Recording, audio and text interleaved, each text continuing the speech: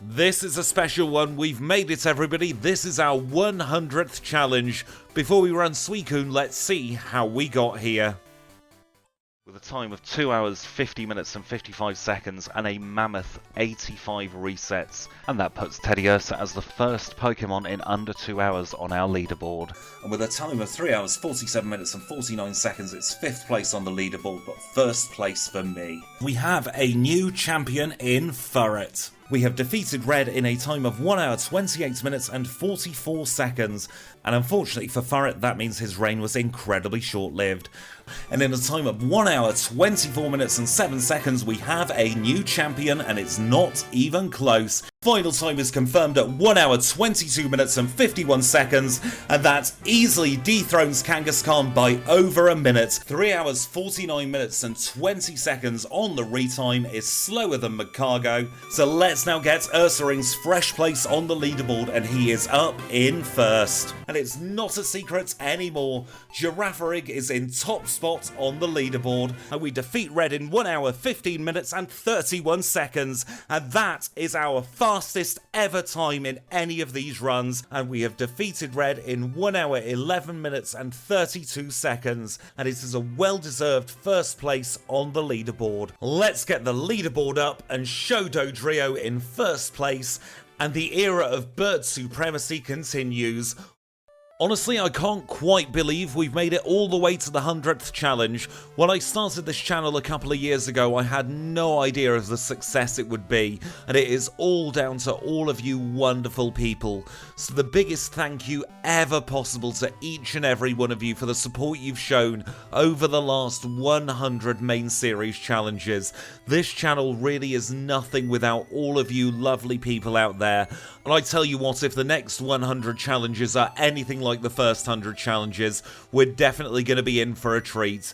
Now, we're running the box art legendary Suicune in this one, so let's take a look at our stats. We're of course level 5 with 26 HP, holding a berry, and our two moves are Bite and Leer. 14 in attack, 17 in defense, 15 in special attack, 18 in special defense, and 15 in speed. Those are the stats we're running with for the start of this challenge, so for the 100th time, let's get the graphics up and the challenge underway. Our very first wild encounter this time was a level 2 Pidgey. We're going to use Bites, we one-shot it, and we can make our way to our first rival battle together. This rival battle should be nice and simple. He's got the Chikorita line, but we won't need to worry about that for a little bit. We'll flinch the Chikorita twice to knock it out in 4 shots, and we can start heading towards our first gym together. This is Faulkner's flying type gym, and he is of course going to lead with Pidgey. Now it's going to be a 2-shot against the Pidgey with it flinching so we don't take any damage, and then it's looking like a 3 or 4 shot against the Pidgeotto. We take 1 turn of damage the entire battle against this gym leader. We obtain the Zephyr badge in 4 minutes and 49 seconds. Let's now move on to Bugsy. He's our second gym leader together, a bug type specialist who leads with Metapod. Now we're going to use Bubble Beam against the Metapod to knock it out in 1 shot. The Kakuna comes out and it's another 1 shot with Bubble Beam. The third Pokemon is of course Scyther. It's going to start building its Fury Cutter, but 3 Bubble Beams is more than capable of knocking it out before it has any chance of doing the same to us. And that's the Hive badge acquired in 10 minutes and 41 seconds. We can't celebrate for too long though, the dreaded Rival 2 is just around the corner. Let's see how we get on with him in battle this time. He's going to lead with Ghastly. Bubble Beam's a nice and simple one-shot to get us started. Here comes the Bayleaf. Our best move is Bite, so we're going to start nibbling away, but we do get poisoned. Razor Leaf doesn't crit, and that lets us get through onto the Zubat. We range the Zubat on turn 1, that means we take a little bit of extra damage, but we knock it out on turn 2, and we're through the second rival battle in 11 minutes and 18 seconds. Let's now take on Whitney. She's our third gym leader together, a normal type specialist who leads with Clefairy. We'll set up a Rain Dance to make Bubble Beam as powerful as possible, and she triple crits. That is the first time I have ever seen Double Slap triple crit. That's about as good as it gets for Whitney though, because we finish off her Miltank with 2 Bubble Beams, and we get her badge in 15 minutes and 52 seconds. The next destination is going to be the Burnt Tower, where the rival is waiting for us for a 3rd time, and this time he's going to lead with Ghastly. We've lost Bite by this point, but Surf is capable of one-shotting nonetheless. We'll surf away the Magnemite, and here comes Bayleaf. We're going to headbutt on turn 1, fishing for the flinch. It didn't happen, so we'll knock it out on turn 2 with a Hidden Power Ice. And the final Pokemon is Zubat. Hidden Power Ice is just the trick for that as well. We fall through the floor, and we defeat the rival for a third time in just over 21 minutes. A few minutes later, we end up in front of Morty. He's our fourth gym leader together, a dual ghost and poison type spectacular leader who led with a Ghastly that's already fainted. Haunter goes down in much the same way, and we're holding the Mince Berry for the Gengar. We don't need it though, because Gengar just looks at us funny, and we can finish off the Haunter as well. That's Morty done and dusted in 25 minutes and 40 seconds. Let's now sail across the open seas to Chuck. Chuck's our fifth gym leader together, a fighting type specialist who leads with Primeape. We're going to use Headbutt against the Primeape. It flinches on turn 1 and we'll finish it off with a Surf. The second Pokemon is Poliwrath. We're going to Surf on turn 1 and it does very little. We Surf on turn 2 as well, and then we swap to Headbutting. It sends us to sleep, but the Mince Berry kicks in and we finish it off in a time of 28 minutes and 1 second. Our next gym leader is Jasmine. She's the Steel-type specialist of Olivine City, and she's going to lead with Magnemite. This will be a very, very nice battle. The words foregone conclusion come to mind as we one-shot both of the Magnemites and we one-shot the Steelix. That's Jasmine defeated in a time of 29 minutes and 19 seconds. We beat up some Rockets and then we end up in front of Pryce. He's our penultimate Jotonian gym leader and he's going to lead with Seal. We'll headbutt the Seal as it headbutts back, but our headbutt is better than the Seal's headbutt, so we're on to the Dugong. We critical hit on turn 1 and we knock it out on turn 2, and that just leaves Piloswine left to go. Piloswine's weak to Surf, we knock it out in 1, and that's 7 gym badges in 36 minutes and 19 seconds. Let's now do a little bit of retail therapy in Goldenrod City, where the rival ambushes us for a fourth time. This time he's going to lead with Golbat. And here is where we see the drawbacks of Suicune. We have lots of defense, but not a lot of attack. So that means we didn't one-shot the Golbat and we ended up confused. Thank goodness it was a very short confusion and we didn't hit ourselves in confusion. We're able to two-shot the Meganium and we didn't get poisoned. We had an awful lot of luck in this battle, and the things that could have slowed us down didn't happen. We get through the rival for a fourth time in 42 minutes and 17 seconds, and after finishing off Team Rocket once and for all, we can take on Clair. Clair's our 8th gym leader together, a Dragon-type specialist who leads with 3 Dragonair. Hidden Power Ice is more than capable of taking care of all of the Dragonair, so we can turn our attention instead to Kingdra. And we have no way of avoiding the healing loop in this one. We just have to keep persevering. Clair is very reluctant to attack water types with Kingdra, so she's instead going to try and drop our accuracy as much as possible. We get off lightly with a very quick battle though.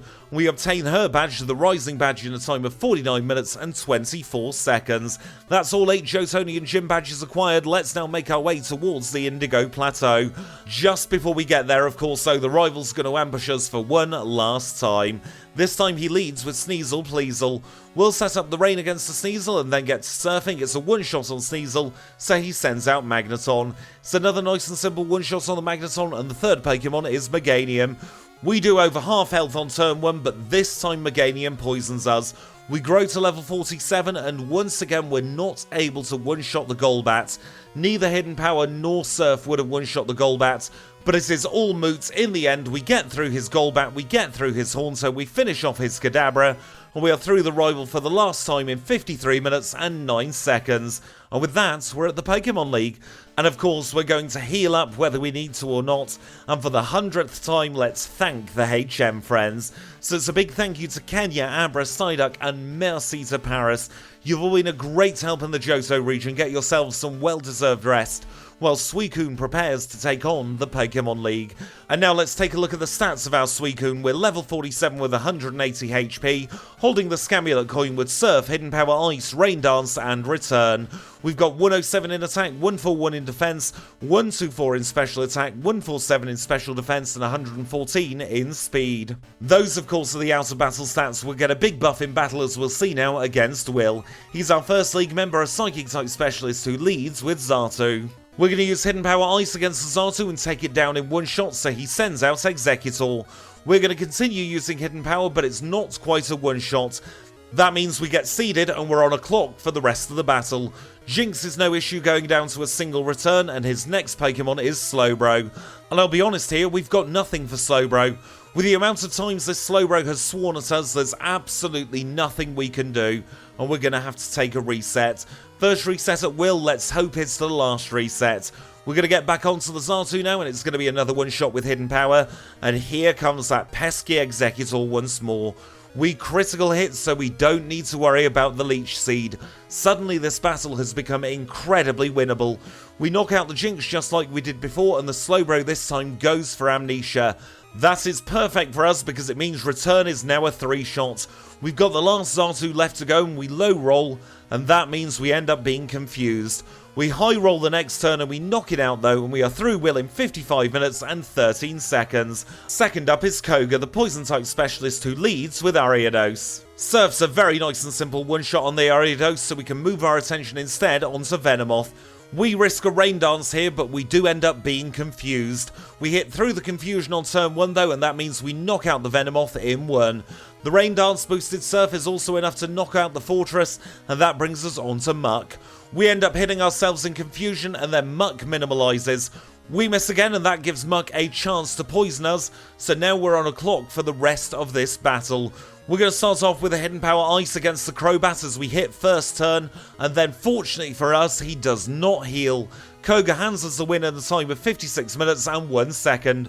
The third league member is Bruno. He's a fighting type specialist who leads with Hitmontop. Now it's not going to be a one-shot on Hitmontop, so we'll Surf turn 1, we'll Rain Dance on turn 2, and we'll finish it off with another Surf on turn 3. The Rain Dance boosted Surf is more than enough to one-shot the Hitmonchan, and it's enough to one-shot the Hitmonlee as well, and that brings us on to Machamp. Machamp is big and bulky, so there was no way it was going down in one shots, but cross shot barely tickles us. One healing loop later and Machamp goes down, and the final Pokemon is Onix. Onix provides us with a very simple end to this battle. We're through Bruno in a time of 56 minutes and 47 seconds. Let's now take on Karen. She's our final league member who leads with Umbreon. We set up a Rain Dance, but the HP up trick doesn't work in this instance. We do one-shot the Umbreon courtesy of a critical hit, and we are on to the Vileplume. We both miss on turn 1, but then Stun Spore hits us. Karen gets to healing, we start missing all over the place, and I take our second reset. And this time the HP up strategy works. She goes for Feint Attack on turn 1 and Confuse Ray on turn 2. That means we are able to get onto the Vileplume with full accuracy. Then we get the Stun Spore miss, and this battle has suddenly become incredibly easy. We can surf away the Gengar and critical hit to make sure it goes down in one shot. We'll surf away the Murkrow, and the final Pokemon is Houndoom. Houndoom's a nice and easy one-shot with Surf, so we defeat Karen in a time of 58 minutes and 7 seconds. And that means there is just one obstacle between us and the Hall of Fame. It is of course time for Lance, the Lion with the Flyers, and he's going to lead with Gyarados. And I know I say it an awful lot on this channel, but the words foregone conclusion come to mind. Once we are through the Gyarados, there is nothing that Lance can do. We have Hidden Power Ice, it's 4 times super effective against his Dragonite, and we have Surf.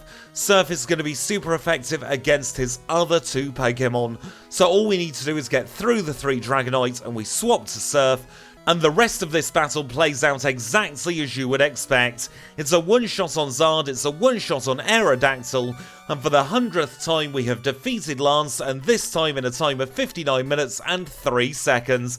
Our final Hall of Fame time is 59 minutes and 18 seconds. Now, considering it's a defensive Pokemon, Suicune has had a very quick time so far, but this of course is only half the story. There's another 8 gym badges plus the red fight left to come, so don't you dare go anywhere. Kanto is next. And we rejoin the action here in Vermilion City, where the first thing we do in Kanto is the last thing we do in Johto. We're going to get another rare candy, this time from the chairman of the Pokemon fan club. And I am very pleased to announce that after a little false start that you'll see here against Surge, Suicune is in fact more than capable of taking on our standard Kantonian routing. So we're going to start here at Lieutenant Surge, we'll move on to Erica, we'll take out Janine in Fuchsia City, move back to Saffron for Sabrina, then it's up to Cerulean for Misty, over to Pewter for Brock, down to Cinnabar for Blaine, and we'll finish off at Blue. And now as always, if you do want to skip ahead to the Blue fight, it's going to be starting at around about 16 minutes and 5 seconds, but for everybody else, if you are sticking around with me, let's now sit back, relax, and have our standard Kantonian chat. And I think it's fairly obvious what we're going to be talking about in this one. It's all about the milestones. First of all, I genuinely cannot believe that we've made it to the 100th main series challenge. While it may not be 100 unique Pokemon on the leaderboard quite yet, I think we have made some serious inroads to our quest to complete Pokemon Crystal with every single evolutionary line. And I tell you what, in that time we've had a hell of a lot of ups and downs together, haven't we? Some of my favourite challenges we've done have been the slower and more difficult challenges. I still remember that Magcargo one like it was yesterday, even though that was well over 2 years at this point. And although it's no longer bottom of the leaderboard, that is definitely the Pokemon I am most attached to out of all of the challenges we have done together. Of course, Shuckle did dethrone it from bottom spot around about a year or so ago now, but being perfectly honest with you, I don't think the Shuckle has the same personality that Magcargo has for us here on the channel. Magcargo was in last place for 63 challenges overall, so it really did become part of the furniture. Even now I catch myself saying poor Magcargo's down in last place when I'm doing the end board for the leaderboard, even though Shuckle has been in last place for quite some time now. But that's got me thinking, what are some of the other stats that we can pull from the 100 challenges worth of data? And I can tell you that for starters, in this time, we have had 11 different Pokemon be at the top of the leaderboard for more than one video. So Corsola doesn't count because it was our starting point, but from Ursaring all the way down to Dodrio, we have had 11 different unique leaders. But at the other end of the leaderboard, we've only ever had 3 Pokemon take bottom spot. We start off with Corsola, who was bottom until our 5th challenge together. Then it was the era of Magcargo. That was definitely the longest. I think we said it was 63 challenges together where it was at the bottom of the leaderboard. And we move on to Shuckle. They are the only 3 who have ever been at the bottom of the leaderboard. So it does show the top end of the leaderboard changes an awful lot more than the bottom end. And then moving back to the top end of the leaderboard, there have been 3 Pokemon who at their time of recording were first place through the league, who then didn't end up clinching top spots. The first of those was Miltank. She had a very quick run through the Johto section, but then she struggled at Blue and missed out on top spot by around about 80 seconds. The next one was Charizard, who had a very fast Johto courtesy of skipping the Sprout Tower, but then it had to do it in the Kanto section and missed out in top spot. And the third was Apom, which somehow lucked its way into second place, and even now I'm not quite sure how Apom did it so quickly. But it is of course now time to rejoin the action here at Blue. He's our final gym leader together and he's going to lead with Pidgeot. We'll use Ice Beam against Pidgeot and it's a nice and simple one-shot. Out comes Executor. It's another one-shot with Ice Beam and that brings us very nicely onto Alakazam. We're going to use Surf, but unfortunately it's not a one-shot. We take a critical hit and a Spadef drop from Psychic, and the next Pokemon is Gyarados. We'll use Return against the Gyarados, and it's looking like a 3-shot. We are very lucky to have oodles of special defense here, because otherwise we'd have taken a lot of damage from those Hydro Pumps. We can simply one-shot Arcanine with Surf, and that brings us on to Rhydon. Rhydon's the last Pokemon, it's a nice and easy end. We knock it out with a single Surf, and we are through Blue in 1 hour, 14 minutes and 46 seconds. And now, because we're quite the way towards level 60, we're going to take on the Cal fight again. I am not 100% confident of getting through Red without being at level 70, so this extra level could make all of the difference. Taking on this single fight only costs around about the same time as 1 or 2 red resets, especially when we're fishing for the freeze. So it is absolutely worth taking on this battle. It's going to be a very simple battle and we grow to level 60, and now we can start thinking about taking on Red. And so, for the 100th time on the main series leaderboard, this is Red. Red is of course our final trainer of the challenge and he leads with Pikachu. We get charmed, but that's fine. We are mainly focusing on our special attacks. We cannot set up Rain Dance against Pikachu though, because that's an open invitation for Thunder. Thunder ends up hitting regardless, but we don't get paralyzed. We'll see how the Venusaur is, and we get a very lucky freeze on turn 1. Now, I really should have stalled for an extra turn or two here, because we end up knocking it out in 3, and we could have been on the Espeon at much fuller health. Then we could have set up a Rain Dance, and this would have made this part of the battle a lot simpler. As it stood though, I just did not think of it at the time. As with every single one of the last 99 challenges, I do this all on the fly. I do no pre-preparation whatsoever. I don't have any external software helping me. It is just me and my gut instinct. And in this instance, I just forgot to stall when it was important. We ended up seeing a defrost there on the Snorlax, and we couldn't finish it off with Surf, and he ends up going to sleep. Let's use our first 3 rare candies, going all the way up to level 63. We'll see if it's any better this time, and the answer is no. We are still not able to one-shot the Pikachu consistently. Let's use another 3 rare candies so we can avoid the healing loop with the Pikachu. We now one-shot the Pikachu, and we are back onto the Venusaur. Ice Beam is a comfortable 2-shot, and we get an unnecessary freeze. Let's hope that our freeze luck is not expended here. We fish for the freeze against the Espeon, but it doesn't quite happen, and then we high roll twice on our Surf. That means we are onto the Snorlax in a very bad way. We have to hope for the freeze. He uses Amnesia, and we keep persisting, but it's a battle of the Body Slam versus the Ice Beam, and Body Slam wins out on this occasion. We're going to use our last 4 rare candies and get up to level 70. We're back onto the Pikachu, and we know that Pikachu is free now. We are only battling 5 Pokemon. That makes this battle a little bit easier, but Venusaur sets up Sunny Day this time. That means we cannot fish for the freeze without setting up the rain. So we'll set up the rain against the Pescion and then get to surfing. It isn't quite a one-shot, but he ends up reflecting on turn 2. That's perfect for us. We weren't thinking about physical attacks anyway. We freeze the Snorlax first try without the Amnesia, and that means we can get to surfing this thing. 3 surfs later, and we knock it out, and we are on full health for the Blastoise. We're going to use Return now because the Reflect has faded, because we really don't have anything else for this Blastoise. It's going to end up being a 4-shot, but that really doesn't matter. The last Pokemon is Charizard. We are more than capable of taking care of it in 1 shot, and we defeat Red in a time of 1 hour, 19 minutes and 51 seconds. That was absolutely a bit of a rollercoaster of a challenge. We had some very easy points and some very difficult points, but overall the strong outweighed the weak, and we ended up in 9th place on the leaderboard, sitting in between Ursaring and Lugia, and what a very nice place that is to be. That does of course push Lugia down into the page 1 drop zone. Heading up page 2 now is Porygon 2, one of our former champions, but then down at the other end of page 2, Kingdra had better watch out because it's dangled precariously there in the page 2 drop zone.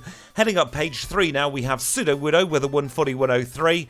And then right down at the other end of page 3 in the drop zone is a Pokemon in desperate need of a redo with Hypno. And now turning our attention to page 4, my least favourite challenge ever, the Raichu is down there in 91st place, and in 100th place is Shuckle. So that's how it's looking after the first 100 challenges, but with that, we are done. So really hope you've enjoyed this one. If you have, make sure to leave a like. If you've got any feedback, leave it in the comments down below. Subscribe if you want to see more challenges just like this. And until next time when we're completing the Weather Trio backports with Rayquaza and Crystal, I'll say thank you all so much for watching, and I'll see you all very, very soon.